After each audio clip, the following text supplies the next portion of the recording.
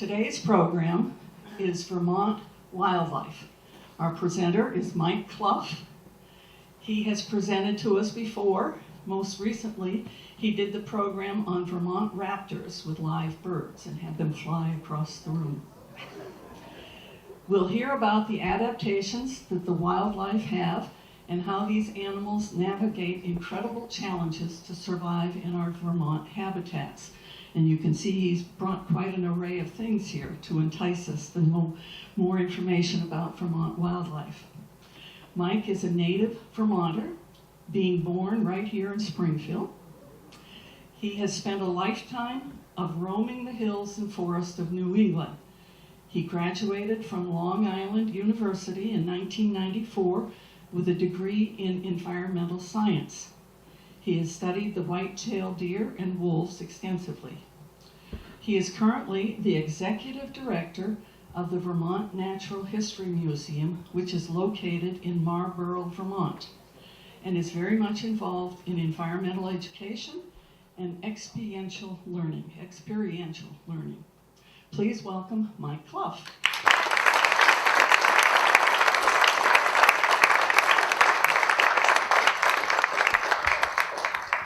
How you all doing this afternoon? Can everybody hear me okay? All right, the little green light's on, so I'm assuming. No, I got it. Little green light's on. Can you hear me now? Yeah. We could hear before. I feel like that's going to be a recurring thing we have to do, Maria, so keep an eye on me. Yeah, so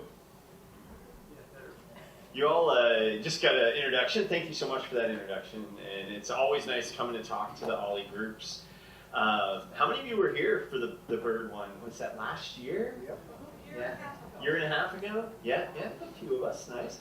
We're going to see a couple birds here today, too. Because, of course, birds are part of Vermont wildlife. And something that I can't help but think about whenever we're talking about wildlife is how much it changes. You ever think about that?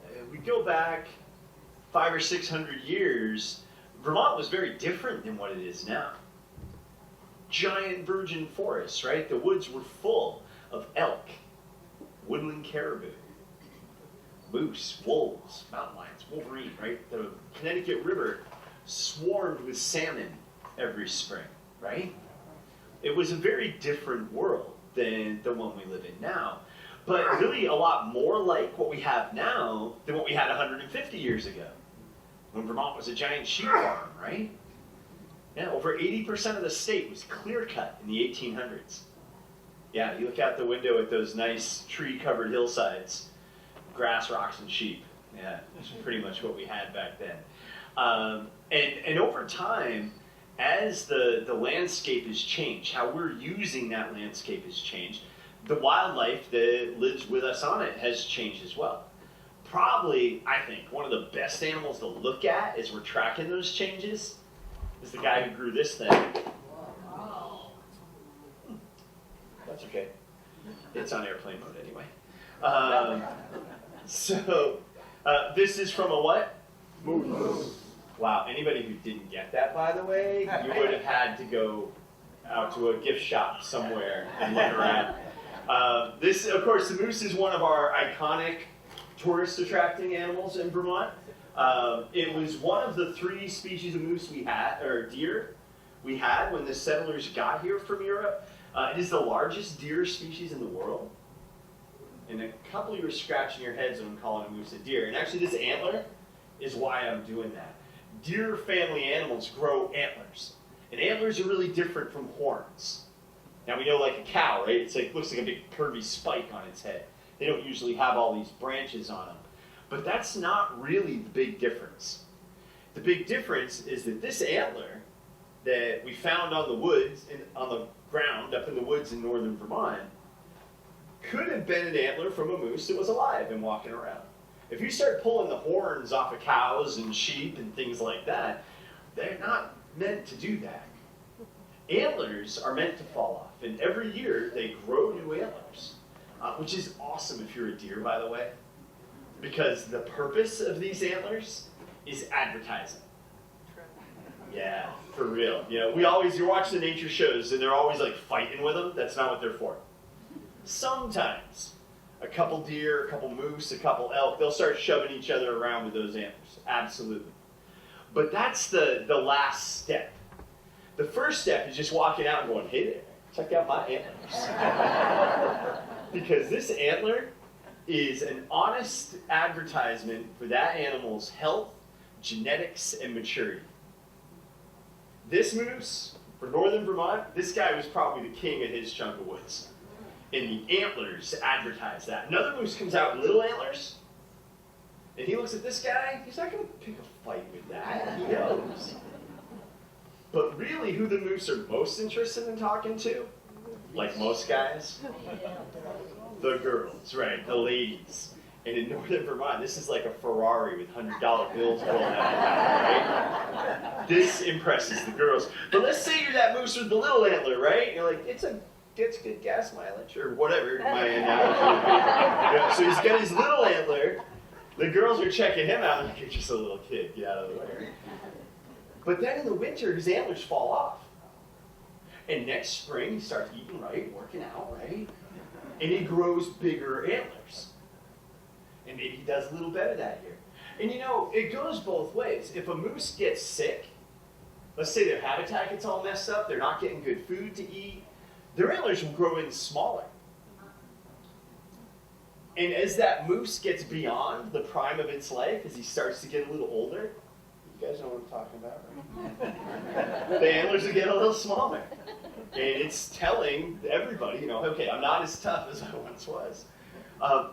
Antlers are really cool in that way. You know, they are telling you, they're communicating to those animals. And when we look at moose populations in Vermont, they just mirror what we're doing with the landscape. One of our most numerous deer, until the settlers came and clear-cut everything. Then we wiped them out. There were no moose in Vermont. Now, by the 1980s, we had quite a few trees come back. Farming collapsed here in the late 1800s, and then collapsed again in the 1950s. Whole bunch of conspiracy theories surrounding that one, by the way. You guys should have someone come and talk about that. That's really neat. And really kind of the slow decline of farming allowed those forests to return. So by the 1980s, the moose were coming back. You guys remember, right? Like little kids are like, what are you talking about? You guys remember, right? I remember taking my driver's ed class. And moose were coming into northern Vermont, and the state cop was there to scare us. You know, so you don't speed. Didn't work. But he was talking about if you see a moose on the road, and you have a choice between hitting the moose or hitting a stone wall, you hit the stone wall. Because your car is designed to hit a stone wall. Now remember, this is before the days of SUVs, right? When most of us were in little cars. A moose generally is going to weigh, an adult moose is going to weigh over 800 pounds. The record breaker is over 1,500 pounds. That's an animal whose belly is about here. So you hit a moose with your car, it lands in your lap. Really, really bad for you. So as that population started to increase, we started to see things like, well, like moose vehicle accidents. We also got a hunting season. And the moose continued to increase. Their population continued to climb. By the time I moved back to Vermont, around 2008, I remember one of the first newspaper I saw when I moved back to Vermont was over in Bennington. It was a Bennington paper. On the front page, there was a police car with a moose kicking the hood in. Yeah, the moose had got into town. The cops thought they, siren and scare it away. It worked to a point. But moose were turning up in Massachusetts and Connecticut. Since then, you're remembering all that, right? It's like, oh yeah, there was that moose on my backyard, and that moose I almost hit, and the moose my cousin, yeah. That's not happening anymore, is it? Over the last 20 or so years, the moose population has actually been declining. Their population has been dropping in New England. And it's mostly because of ticks. Yeah. I remember, yeah, man, I never knew what ticks were growing up. Right? Yeah. You guys, Vermonters are all like, yeah, right. I knew it must be like a flea because of the commercials on television. Right? Flea and tick collar. Okay. But that's all I knew about them, really. But the moose kind of don't understand what ticks are either. Moose evolved, really they're an ice age animal. They walked around Vermont next to woolly mammoths. They've been around for a long time. They've never really had to interact with ticks until ticks have come into this part of the country. Within our lifetimes, right? Within really pretty recent time span. And the ticks figured moose out really quick. They figured out they can overwinter on a moose. So ticks are just piling onto these moose and riding them around all winter. Over in New Hampshire, they live trapped a bunch of moose and, well, tranquilizer darted them. And they found literally tens of thousands of ticks on individual moose. Yeah, so if you're an old moose, if you're a young moose, if you got something already wrong with you, ticks are actually killing moose. Why are the ticks here now? What is that? What's different? Yeah, climate change. The winters are not as cold as they once were. When they are cold, they're not as cold for as long. So ticks are able to survive here, whereas they never used to survive in the past. So looking at just that moose, right? We're seeing all these changes that have happened here, and the changes that continue to happen here. And from the moose's perspective, of course, having that lawn is a bad thing. A moose didn't like that. Not everybody minds, though. I just realized I didn't bring the hawk I'm setting you up for, so I got to quickly change whatever it is I'm talking about. Okay. So, you guys want to see more than just antlers, right? Yeah. Aren't you glad I was? There you go. Aren't you glad I wasn't standing like this, though? It's like the splash zone at SeaWorld. So this bird is the broadwing cock. And the broadwing probably followed, at least in the beginning, similar pattern to the moose, because the broadwing is also a forest animal. This is a bird that we probably won't find any wild ones in Vermont right now. A couple months ago, there were a bunch of them. Right now, there aren't. Because we have, as along with climate changing, here in the Northeast, weather changes. We've got these great seasonal changes. And for a broad-winged hawk, winter for them is a tropical vacation. They don't want to stay here, which is kind of unusual for hawks. Hanging around town, you'll see hawks this winter. If you have a bird feeder in your backyard, there's a whole bunch of hawks that have stopped migrating. Well, south anyway. They're migrating to town, and they hunt bird feeders all winter. Yeah. You've given them a little drive-through window in your backyard. Yeah. And most hawks are more like that. I got in trouble. I think some of the people who were unhappy with me are in this room, actually. I called hawks lazy migrators, meaning they fly south if they have to. And I was told, no, that's incorrect. They are facultative migrators, which means they fly south if they have to. Which I get it, though. It's a nicer way to say it. So a broadwing hawk is an exception to that. They go south no matter what. And they're going to go all the way to the rainforest, which is kind of cool, right? This little guy who spends the whole summer here, they're born here. They grow up eating Vermont mice and frogs and salamanders and little birds, right? That's what they grow up on. And then they fly to Ecuador. Yeah. And the next year they come back and they raise their own family here. They've got that connection back and forth. This particular bird was on her way south, going through kind of southern Vermont, and she got hit by a car.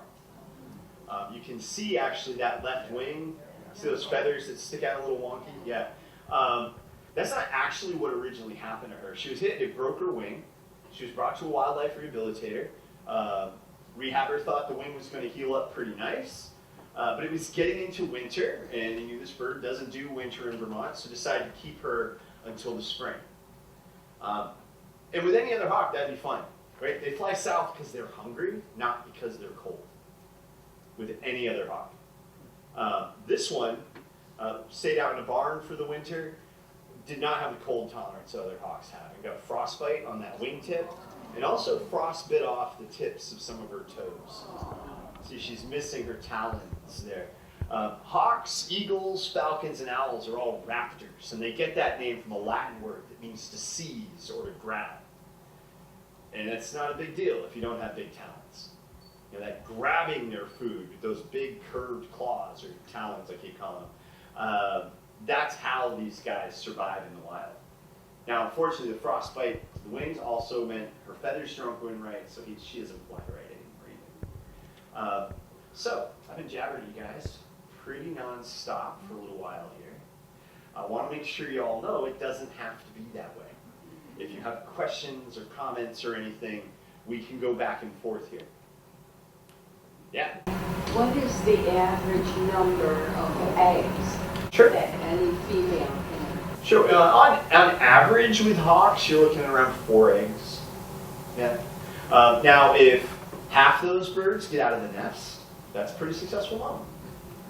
And it's the first year of their lives, which is the most dangerous year, really probably for any wild animal. Definitely for wild birds of prey. I don't know the exact number on broad-winged hawks, but I wouldn't be surprised if over 50% don't see their first birthday. Again, I don't know the exact numbers, but if that's the number, it wouldn't surprise me at all. Some of the little guys, like little American kestrels, 90% of those birds die their first year. Bigger, you're a little tougher. So like eagles, it's close to 50%. So these might be more in like the 75% range. Yeah. Way back. How long is the lifespan and how old is she? Nice. So lifespan. In captivity, birds of prey live 2 to 3 times longer than they do in the wild if they make it through that first year. So for this bird in the wild to live, hold on, let me do my math here. To live 8 or 9 years, she's really successful. In captivity, she might hit 20 years.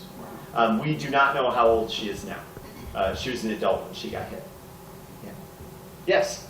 Speaking of kestrels, I've read and noticed that there's been a decline in the number of kestrels around. And do you have an update on that? So far, I mean, probably nothing you haven't already read, honestly. Kestrels in the Northeast Kingdom, kestrel populations were bumping up a little bit because of clear-cutting logging. You're all, but wait, that's bad, right? Kestrels like big fields, right? They don't like the woods. And a big problem kestrels have, there were actually 2 independent studies kind of accidentally found this. There's a bird called a Cooper's hawk. It's about this size, lives in the woods, eats other birds. It's one of the hawks that'll visit your bird feeder in the winter for chickadee McNugget, right? But they found that Cooper's hawks seem to select for kestrels. So they'll to grab a kestrel.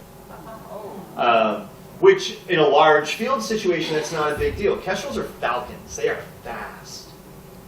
And if they see that Cooper's hawk coming, it's not going to catch them. But a Cooper's hawk has better sprint speed. So you get a little field. You get that kestrel in on a back lawn, that Cooper's hawk can beat them on the short distance. So as the fields get smaller, the kestrels become much more susceptible to that.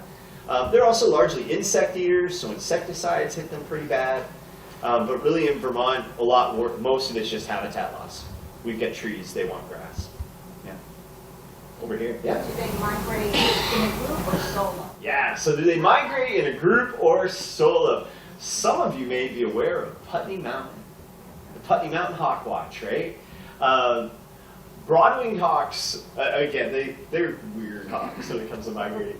But they do go all at once. And the way they travel, they're a bird, okay, we'll show them your wings. They're a bird with comparatively long, broad wings. They have a nice wide tail. They're built to float. So they can take advantage of air currents, like say wind coming up the hillside along the Connecticut River Valley, thermals, warm air coming off a parking lot, down by the grocery store, and they can just ride those updrafts. This bird might go 500 miles without flapping its wing. Wind conditions. So they're looking for that. And you end up with all those hawks all at the same time heading south. So, and they're all looking for these flyways, or we would think of it as a highway, right? So they end up all going together all at the same time. Usually with Putney Mountain, it's right or pretty much dead center September. if the weather's right around the 15th, 16th of September, you might go down there and spend the day and see a couple thousand broadwing hawks. Because all those Canadian birds left at the same time. They picked up the northern New England birds. They're heading down, picking up the southern New England birds. You get down to the Gulf, you might see 10,000 broadwing hawks. Just because that tidal wave of birds. Now, are they migrating together? Yeah. It might just be, you know, like say if we all decided we wanted to go to Disney World, we'd all end up on I-91, right? But we're not necessarily going together.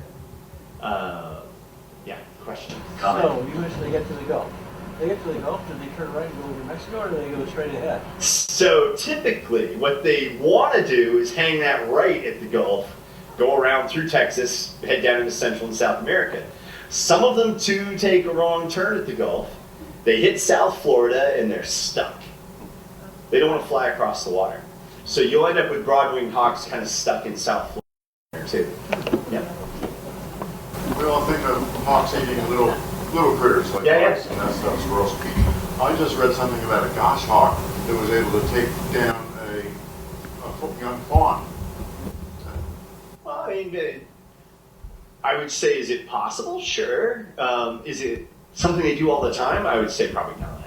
You know, but you think too, a fawn, a baby fawn, is pretty helpless. It's pretty small. A goshawk, a big goshawk, is almost as big as a red-tailed hawk, and they're fast, strong birds. Yeah, I'd say it's possible. I don't think we'll see it in the bird book as things they normally eat anytime soon, but yeah, sure. Non-fiction, so. Oh yeah. No, I'd say so. Like there's, you know, I guess like with everything else, right? There's the things that you expect to happen, the things that normally happen, and then there's the other stuff. And I would guess a goshawk killing a fawn falls into that other stuff category. Way in the back. Are high-rise buildings a problem for these birds? Are high-rise buildings a problem for these birds? I'm not sure if broadwings in particular, but migrating songbirds, they're killers. Yeah, absolutely. The birds just don't get it, especially these, you know, Canadian birds that never seen a city before. Fly to Chicago.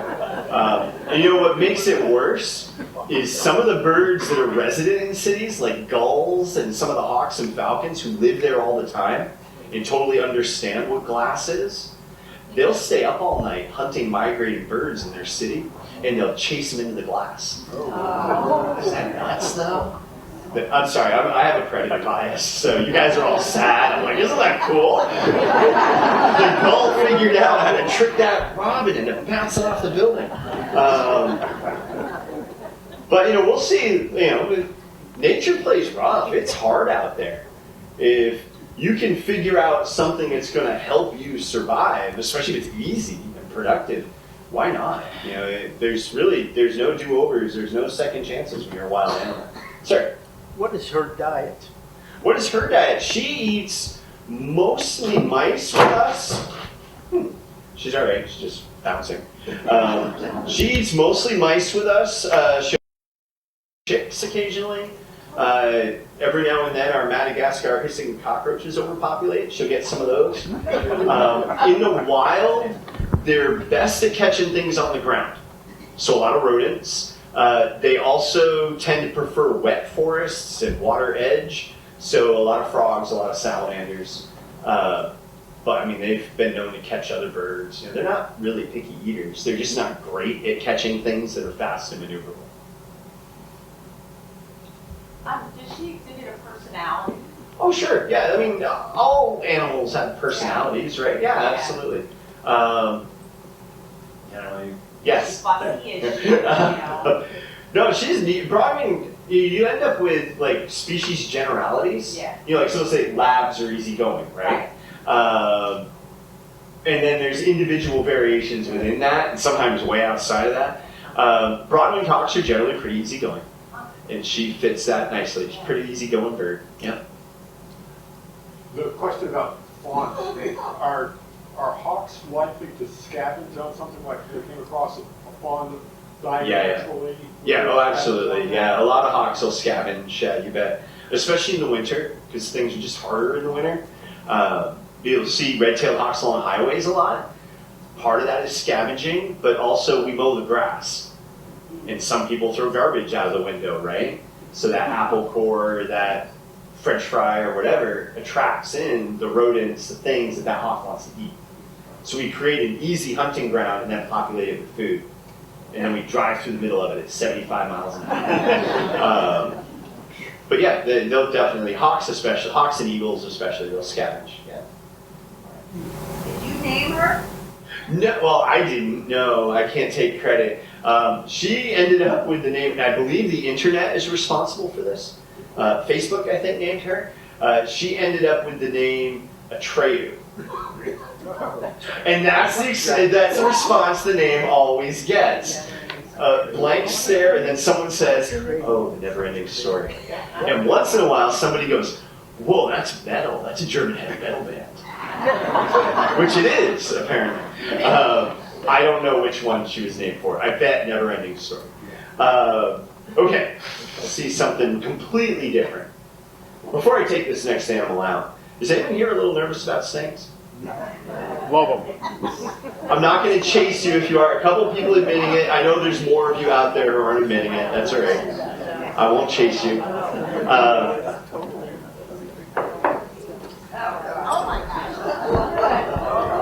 So this is the largest snake in Vermont. I mean, not this individual, but this type of snake. This is the eastern rat snake. Oh, I'm sorry. They're now the central rat snake. Since I've been working with black rat snakes, they have been black rat snakes, eastern rat snakes, which made total sense to me, actually. And now they're central rat snakes. I don't know why. What? Is there a new eastern rat snake? Apparently not. Yeah. But when they were black rat snakes, it was because this snake can be found kind of in the northern half of the U.S. from like the Midwest to the coast. And then south of them was the gray rat snake. Now, funny thing, when she was a baby, she looked just like a gray rat snake. She was gray with black spots. As she gets older, she kind of washes over black every time she sheds her skin. Until now, you know, she's got some white on her belly still. Little kind of traces of that pattern left on her skin. But definitely not a gray rat snake anymore. With DNA, we figured out that they're the same snake. It's just in the south, they don't turn black. And the real division was east to west. And that's when she became an eastern rat snake. And then west of the Appalachian Mountains were the Allegheny rat snakes. I've been notified they changed the name. I haven't been notified why. I haven't looked it up yet. This is a snake that, like many of our reptiles, was an unwanted pet. Someone had her over as a pet in New York State.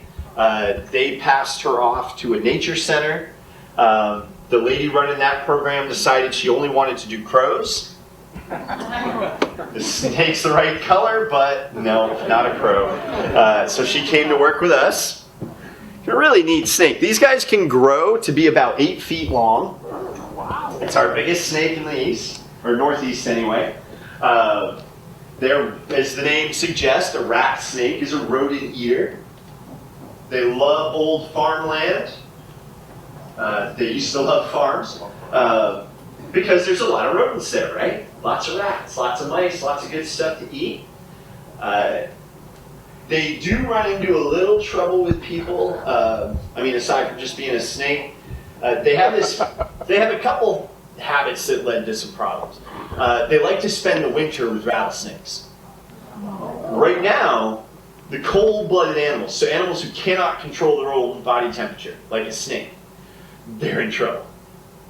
Because that nice, warm weather that had them fast, strong, smart, working at their best, it's gone. And they are slowing down. And when that temperature hits freezing, so do they. Is freezing good for you? No, you don't want to freeze solid. It's super bad for you. And it will kill this snake. So reptiles have to find a way to escape that. And what a lot of our snakes in the Northeast do is they go to a hibernaculum. Some of you guys might have seen, not if you don't like snakes, but the rest of you might have seen specials on garter snakes doing this. Like you might have hundreds and hundreds of garter snakes all pouring out of the same stone foundation in the spring. I like to look around to see who really doesn't like snakes. That image gets into your head. Rattlesnakes do that too. Not hundreds and hundreds, but rattlesnakes will all go together in this hibernaculum, as we call that place where they all spend the winter together. They've got to get down below the frost line, and they need to get someplace where they have access to a little bit of water. Because unlike a hibernating woodchuck that's just off, just shut down for the winter, I mean, their body temperature is barely above the air temperature. Their heart's beating, 4 times a minute? Wow. Compared to over 90 a minute in the summer. Yeah, imagine if your heart beat once in every 15 seconds. Yeah. Reptiles, when they're brumating, kind of like hibernating, they're just in low gear. They're not really burning much for energy, but they don't really burn much for energy anyway. That's the great thing about being cold-blooded. You get your energy from the outside. She doesn't need to eat 3 meals a day. She doesn't need to eat every day. She can go a month without eating, and really no big problem. Yeah, because she doesn't need that food to keep her body running.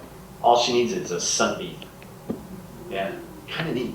But when winter comes, all these snakes go down underground, and the rat snakes like hanging out with the rattlesnakes. They're all down there together. And we figured out that hibernaculum thing in the 1800s. And remember, we cut all the trees. It was easy to find them. And around February, someone would show up with a stick of dynamite. That's why our rattlesnakes are critically endangered in Vermont. And that's why these guys are an endangered species also. And then when we do run across them, if they're scared, they have this great defense, which is awesome against everything but us. They coil up. They flatten out their heads. They try to make it look like they have a big venomous snake head. And they'll buzz their tail. If their tail's down in the leaves or hitting against something, kind of sounds like a rattlesnake. And that coyote goes, "Oh no," and runs away. And the person goes, "Oh no," runs away, grabs a shovel, runs back, right? We've had it's been a while, but we've had a few calls at the museum with people saying, "Okay, I know I'm not supposed to do this, but I just killed a rattlesnake. It was at the bus stop. I didn't want to bite the kids." That was one of the calls. Both times we've had those calls, they've been milk snakes. Now, my grandfather called milk snakes checkered adders, or spotted adders, I've heard them called too. They apparently resemble a venomous snake from Europe. Not venomous at all, but they do that same rattlesnake imitation that the rat snake does. And just like a rat snake, a milk snake's a harmless rodent eater. They're really helping us, right? I mean, not to speak badly of rodents, but we don't really want mice running around inside our house. We definitely don't want them running around the farm. These guys don't eat crops. They don't eat cows. They just want to eat those rodents. Although, to be fair, if you're a chicken farmer, this may not be your favorite snake. Because rat snakes are phenomenal tree climbers. They really are great tree climbers. In the spring, they'll eat eggs and they'll eat baby birds. They get on a chicken farm, they might eat some eggs. I was going down south and I was curious about, the wildlife in the south we don't have here. And they have a bunch of big black snakes. So I was watching this video on how to tell all the big black snakes apart. And the guy goes, if you look at the snake and say, "How the heck that thing get up there?" It's a rat snake. They can climb brick walls. They can go straight up the bark of a tree because they can grip with their belly scales. They're really awesome snakes. The only ones we really have in Vermont right now are up in the Champlain Valley, same place we have rattlesnakes. Southern Connecticut River Valley, we've had reports of black racers, which is another great big black snake. The good way to tell them apart is you poke at them and poke at them and poke at them until they bite you. Because the rat snake bites like any other snake. Bite, maybe you get a couple little pinpricks, might bleed a little bit, wipe it off, you'll be fine. Apparently a racer bites and slashes. So that's a good way to tell them apart. And the best thing about getting bit by a snake, by the way, no, this is really cool. They have very weak jaws and teeny tiny teeth. If you've been scratched by a cat, you've probably been hurt worse than this snake is able to hurt you. If you've walked through pricker bushes in shorts, same thing. She can't chew. She can't take a bite out of anything. That's why snakes swallow their food in one gulp. They have no choice. And that's why she can't eat a chicken, but she can't eat an egg. She can swallow something about 4 times the size of her head. Pretty neat, huh? Imagine that at Thanksgiving. You would each need your own turkey. All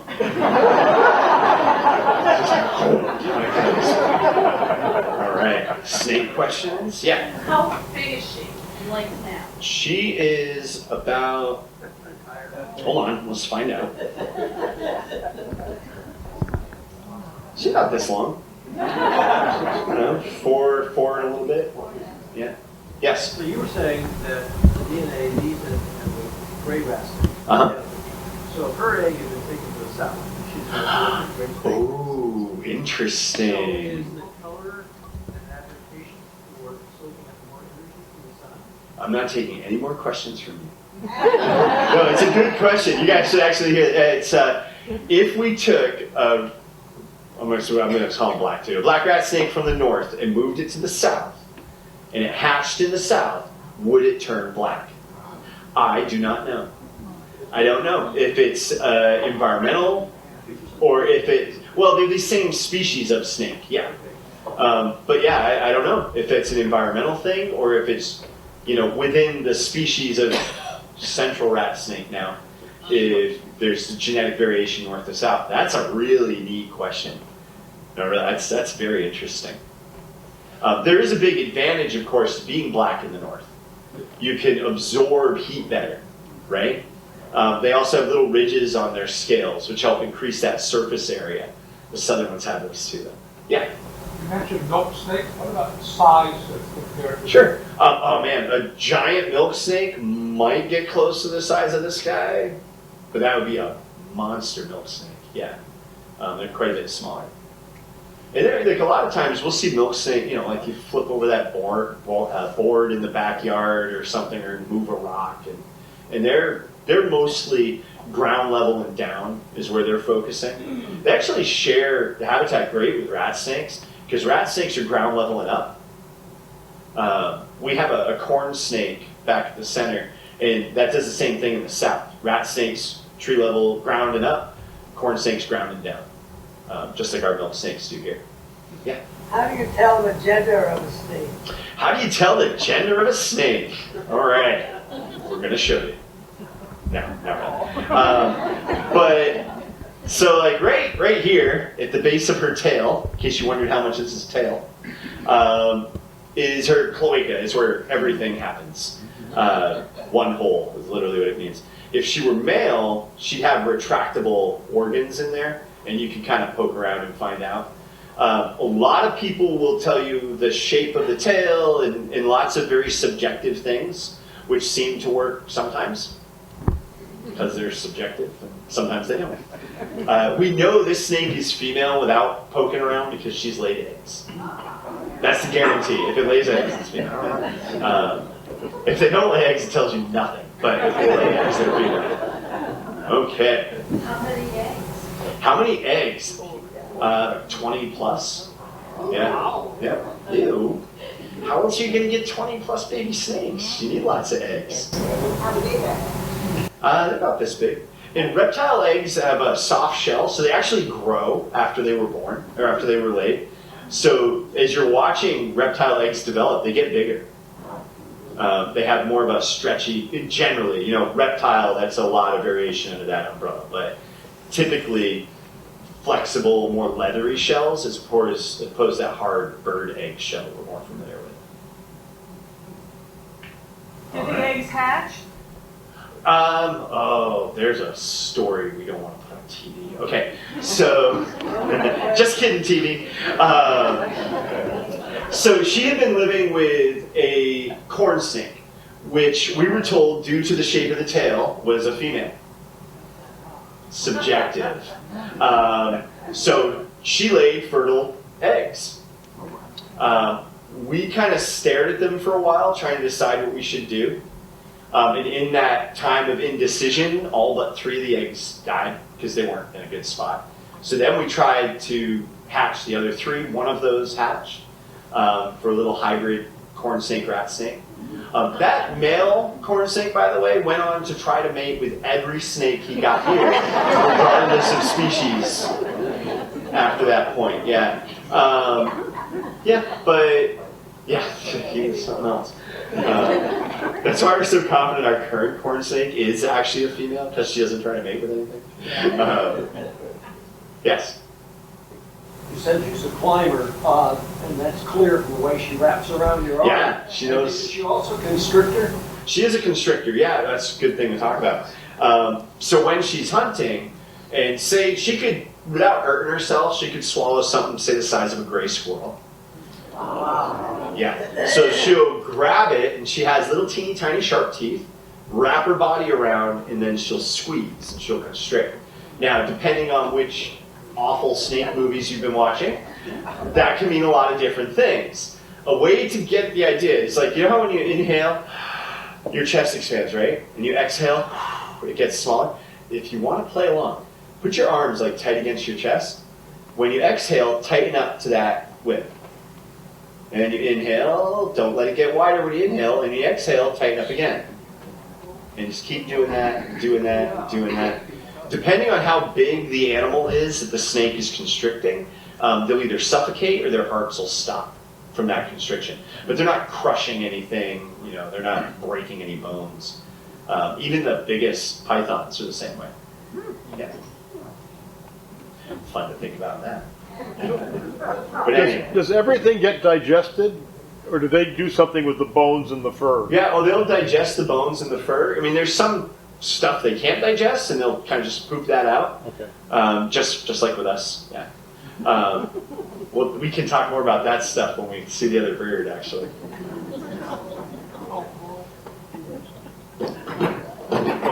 We started a little bit late. Can we run a little bit late? Yeah, sure. I think some of the audience members are like, yeah. And Maria's back there like, no, we need to get out of here.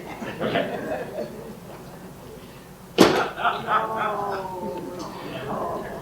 See, the snake comes out and people are like, eh. The reptile comes out and you're like, oh. Or the turtle. This is just a snake with feet and an armor. So this is the wood turtle. This is I think our cutest turtle, although some of the other staff argues about that. She's actually an illegal pet. The woman who had her, though, not realizing she had an illegal turtle, she had 16 turtles. She was the turtle lady. Do you guys have a turtle lady in Springfield? No? Yeah, like people ended up with turtles they didn't want, they dumped them on her front porch. And she took them in, and she took care of them. But she was getting a little older, and she knew some of the turtles she had were going to live another 60, 100 years. So she reached out to Vermont Fish and Wildlife and was like, hey, I've got all these turtles. I'm starting to thinking about finding new homes. They asked what kind of turtles she had. She told them, and they said, every one of those turtles is an illegal turtle in the state of Vermont. You're in trouble. You're going to jail. But when the wardens got there, she was taking such good care of those turtles. They were like, all right, you can keep them. And we're going to help you find them new homes out of state. So she didn't get in trouble or anything. The rest of the turtles were pet store turtles.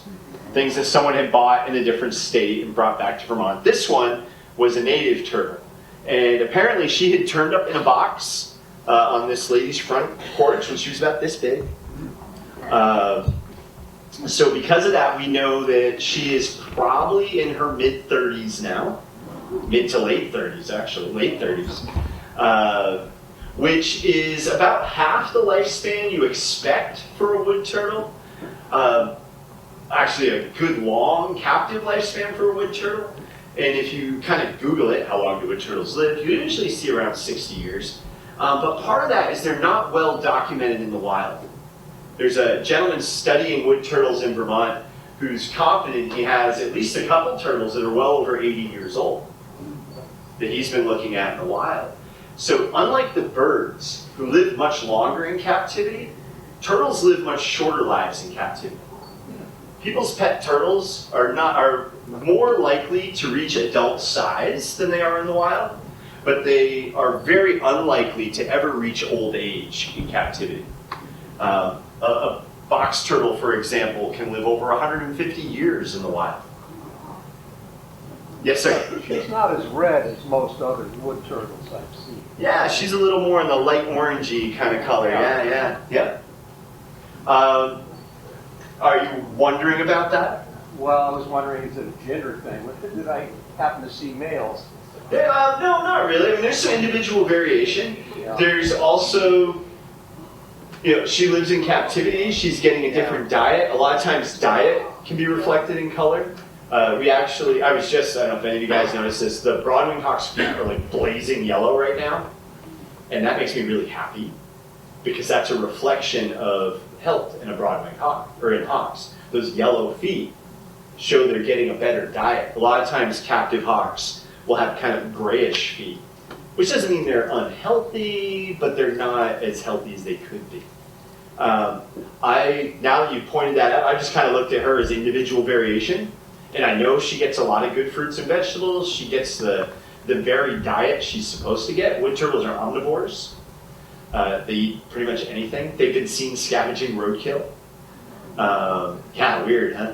They're also good climbers. They've been seen going over chain link fences. I imagine the top is exciting. But probably the part of a wood turtle's diet that they're most famous for is earthworms. Because they'll go out of the woods and they'll slam their chest. Ooh, sorry, microphone. They'll slam their chests against the ground, and it makes worms come up out of the ground. Yeah. People have imitated that. I forget what they call it. I think they call it worm grunting. And there's like you slam the stick into the ground, and you hit the stick or grate against the stick, and it makes the worms come up. No one's really 100% sure on why. There's a bunch of theories. One is that the worms think it's raindrops, or they're worried it's a mole tunneling through the ground, so they're trying to escape that. Works out great for the turtle. Whatever the reason is, the worms just pop up right in front of them. Can you imagine if all you had to do to get dinner was just slam on the table? Don't try it, you'll get in trouble. So the name is wood turtle. It implies that it lives on the land. Does it ever spend any of its time in the water? Great. So technically, the wood turtle is a terrapin, or a freshwater turtle. And right now, they're all in the water right now. They'll spend their winters underwater, and they base their operations around water. But they are a turtle, which is unusual for Vermont. They're a turtle that can get well away from the water, and they do year-round. When you guys see a snapping turtle or a painted turtle out away from the water, it's almost always a female, and she's there because she's got to lay eggs. Especially big snapping turtles. The boys don't leave the water. It's too dangerous. They don't have to leave. The girls have to leave the water. Wood turtles, males and females, they'll just go off and have adventures. So you can find them out in the woods. But by now, they're all underwater. Kind of a neat thing, too, that wood turtles are a little different from other turtles. I know, we got some hands. We'll get you guys. Most of our turtles can't eat out of the water. They eat like a fish. They vacuum water and whatever it is they wanted to eat into their mouth. Wood turtles can eat out of the water just fine. So they eat strawberries and blueberries, earthworms, and everything else. Also, and this is true of a lot of different reptiles, when the eggs are laid, it's not decided if that's going to be a boy or a girl. That's decided by temperature. So variations in temperature decide, and you might have heard this with alligators and crocodiles, most turtles, variations in temperature decide if those eggs hatch out as little boys or little girls. Not wood turtles. Doesn't matter temperature. Sex is determined when the eggs are laid, which is kind of neat. It's like a different kind of turtle trick. Most turtles can't do that. I don't know if it benefits them at all, but they can do it. Hands were up. Yes, sir. Yeah. You think wood turtles could be a cure for the Asian jumping worm? It's funny. Would they be a cure for the Asian jumping worm? I'm going to say yes, because wood turtles need all the help they can get. But I don't know for sure. Yeah. Need a pond, I guess. Yeah, we need some Asian jumping worms, actually. I've got plenty. All right, bring some down to the center. We'll try it. We'll see if the wood turtles want to eat them. I know I had chickens that were afraid of them, so. And up front, there was a question. No, all right, I couldn't hear you. Let me run around the front. All right, what are the predators? Was that your question? Yeah. Yeah. Okay. So what are the predators of turtles? Little turtles, anything that can get them in their mouth, really. So little baby turtles that get swallowed by bats, right? Bigger turtles. Once the turtle gets this big, there's not much in Vermont that's really going to be a problem for her. A bear, right? Wild animals. Yeah, cars are going to be a real problem. Dogs beat them up quite a bit. People get a hold of them. One of the biggest threats to wood turtles is people taking them home, which is weird, right? That's not normally a thing we have here in North America as a threat to wildlife. But wood turtles often, when you find a wild wood turtle and you pick it up, check it out, they do this. What are turtles supposed to do when you pick them up? Pull into their shells, right? You're supposed to pull her head in. You're supposed to get her feet in there. Come on, get your hand in. Right? You're supposed to do this. Protect their faces with those little shin guards. You gotta get those back feet in there. Get that tail in there. Right? So now she's protected. A lot of times wood turtles don't do that. So instead of being this like boring little rock, it's like, oh, that's adorable. Let's bring it home. Right? And people steal them and take them out of the wild. What wood turtles tend to have so far as predation is lots of little injuries. You know, a raccoon finds it and starts picking at those feet and eats a foot. They get clipped by a lawnmower. They get clipped by a car. Fox bites her tail off, you know.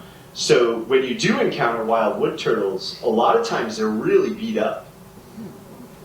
The gentleman I was mentioning, he actually works for the Oriental Society. This guy, Kylie Briggs, he had a wood turtle that the top of the shell appeared to have been sheared off and had healed over with like this leathery covering. Their shell is made out of essentially their rib cage. Imagine walking around with a big chunk of your rib cage sheared off long enough for that to heal and you go about your business as if it's just a regular day. Turtles are tough, right? So tough. Did I answer that question? Yeah. If you go down south, I mean, you end up with things big enough to eat, you know, like big alligators will eat turtles and stuff like that. People have eaten turtles forever. We're going to eat a lot of turtles. All right, let's see that last animal, and we'll let you guys get outside.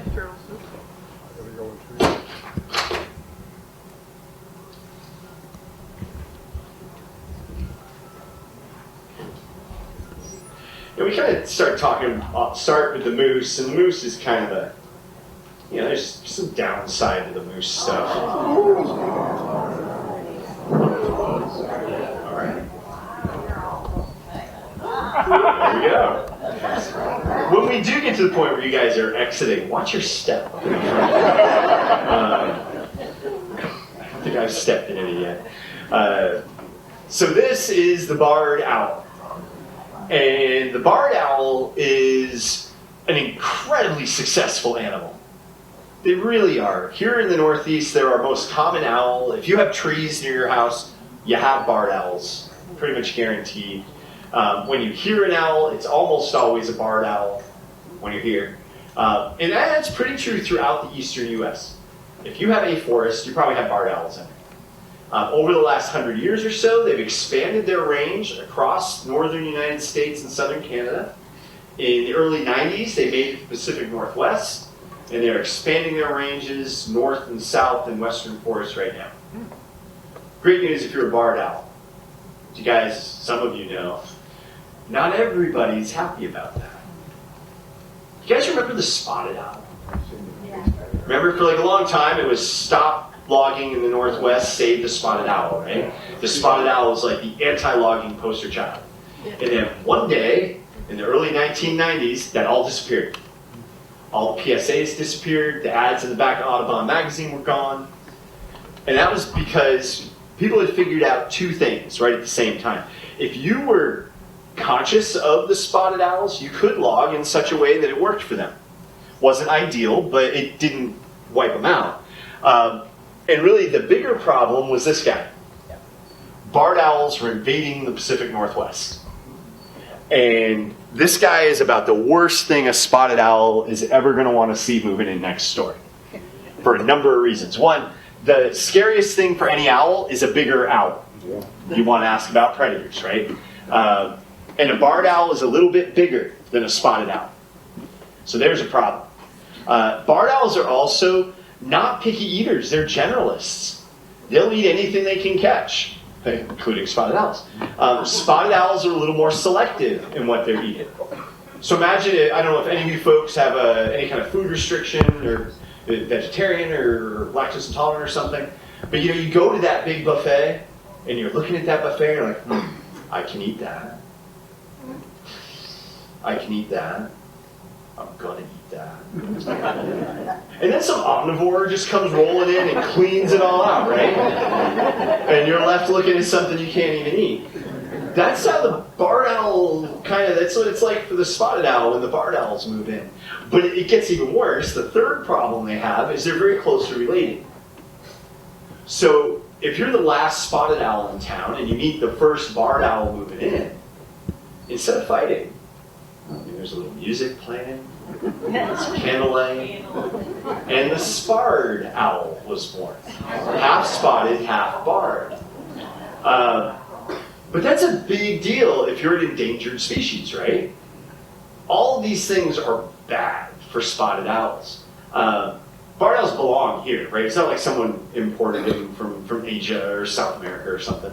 But they are kind of messing things up out west a little bit. Yeah. I heard that there was a bounty on for barred owls in the West. I don't know about a bounty, but I know they did have a program, and I believe it's been approved. There's a zone that they want to clear all the barred owls out of. Yeah, and it's like thousands and thousands of barred owls is their goal. The reason they think this will work is they found if there's a high enough density of spotted owls, they can keep the barred owls out. So, like say if there's 2 or 3 of us in here, and somebody from, over in Claremont wants to bust in, it's going to be harder for us to keep them out. They're going to be able to get in here and get in that corner and we can't get them out. If we're all in here, it's going to be harder for them to get in. And that seems to be the spotted owls. If the density is high enough, they can keep the barred owls out. Yeah. They're tall, almost mimics coyote. Yeah, sometimes they sound real howling and yowly. Yeah. I always think it sounds more like monkeys sometimes. But then their hoot, the hoot that a lot of times we'll hear, because they make tons of noises, but the hoot we'll hear a lot sounds kind of like, people describe it as, who cooks for you? Who cooks for you all? Right? We did that with little kids a couple times. You've had a little kid will answer that. Like, my mom. Right? They kind of miss what we're trying to do there. Yes, ma'am. What has caused the migration from here to the west? So how did they get out west? They think there's 2 big factors. One is we were heading west. There were bounties on really all the predators, and people didn't really like predators. So we were shooting red-tailed hawks and great horned owls. So the scariest thing for an owl is a bigger owl. You shoot all those great horned owls, and now the door is open. And we also were planting trees as we went out into the plains. So encouraging the kind of habitats these guys liked. So they just followed us west. And then once they hit the forests in the Midwest and the West, they were in pretty good shape. Isn't true that owls will kill an animal and then just eat its brain? Is it true an owl will kill an animal and then just eat its brain? Well, they do typically eat the head first. Which is smart if you think about it, right? If you're like, eat the tail, it might get away. You eat the head, it doesn't get away. But something owls will do is they'll leave food and come back for it later. Sometimes they'll even hide it. Like say a chicken is going to be too big to move. A big chicken, eagle's going to have a hard time moving it, right? In general, this bird only weighs about 2 pounds. Really? She can fly with about half her body weight. So if you've got a 4-pound laying hen out there, she can kill it, but she's not taking it anywhere. It's going to be right there. And maybe she thinks she's going to come back later and finish it off. And, you know, of course, we come out and go, oh no, and we take the chicken away. They did a study with foxes where a fox came in and just, you know, wiped out the hen house, as they sometimes do, and they left all the chickens there. Set up a camera. The fox came back, took every one of those chickens and buried it up around the landscape so they could come back and get it later. Now, do owls do that to that degree? Probably not. But it doesn't work for them to not, you know, to put in all the energy to kill something that big and then just leave it. It's not a good strategy, right? It's not a good way to survive out in the world. I asked because I had an incident where there was like middle of the night, noise outside the window. Yeah. And very good. And so she said, oh, you're going to get flush in the morning. Yeah. I don't know. And then the next day, there was a dead chicken. And some of the finished off, but not most, so it wasn't like a struggle. Right. Like some just rabbit chicken flew away with it. Half of them flew outside my window. And then the head was gone. So when I... So you don't have, it wasn't like one of your chickens? It was some random stranger chicken? The story just got so much more interesting though, right? But I went to go over to and he said, please go on. So his things are all penned in. Yeah. He doesn't, and some are inside building Yeah. at night, but some are, the top is open. Right. Sure. And so I spoke to some hunters and they spoke to some like hikers and stuff like that. Sure. If you go to your out in the woods and you see a nest that's staying houses, you would find in those bodies that they didn't eat the whole body, you know, could be an ulcer or whatever, but that the brains are always gone. Yeah, well, I know the owls, they tend to eat the head first.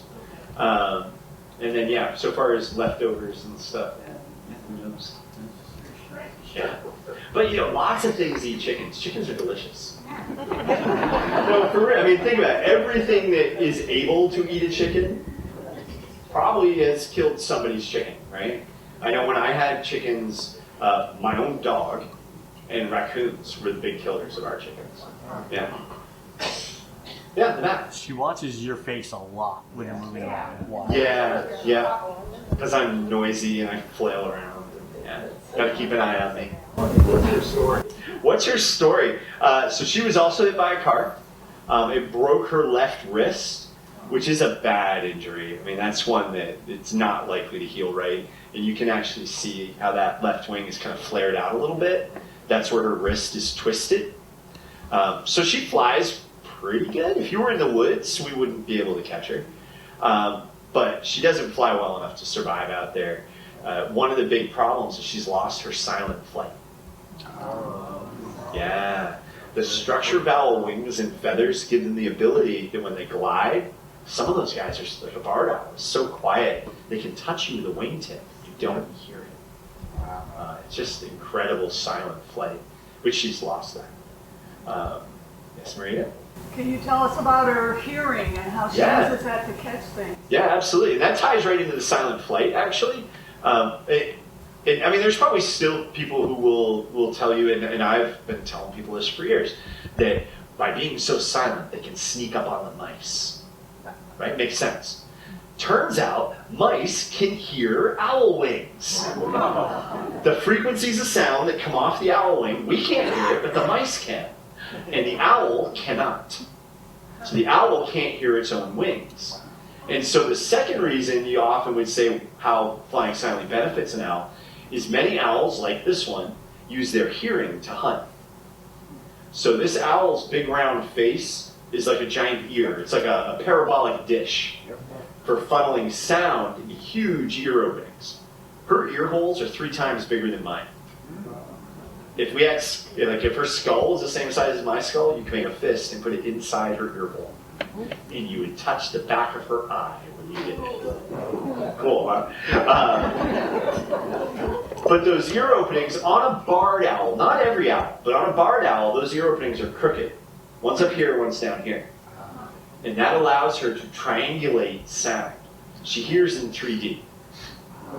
So she's gliding over, say, a snowy field in the middle of the winter.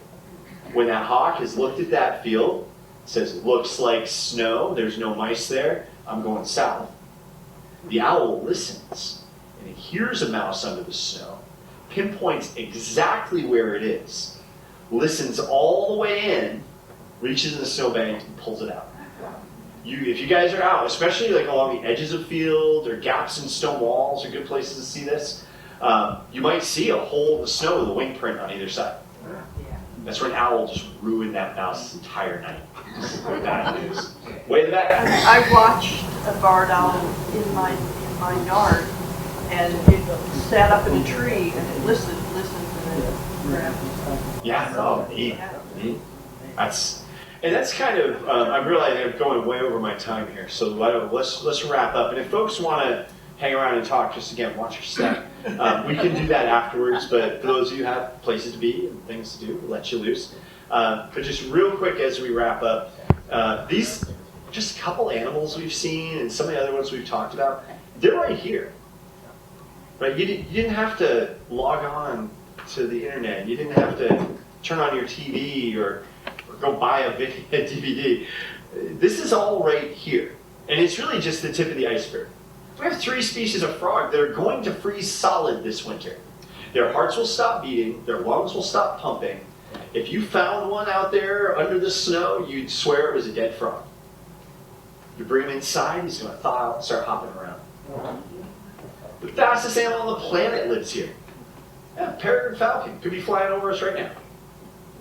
We have so much diverse and interesting wildlife that we never see, right? Vermont doesn't feature very heavily on the wildlife shows, does it? It's all these pesky trees.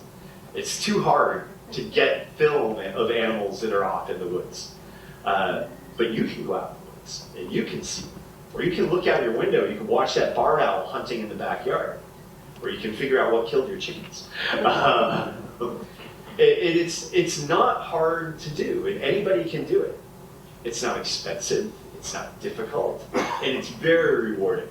You can literally spend your entire life seeing new things if you go outside. And it's the only place you might see something no one has ever seen before.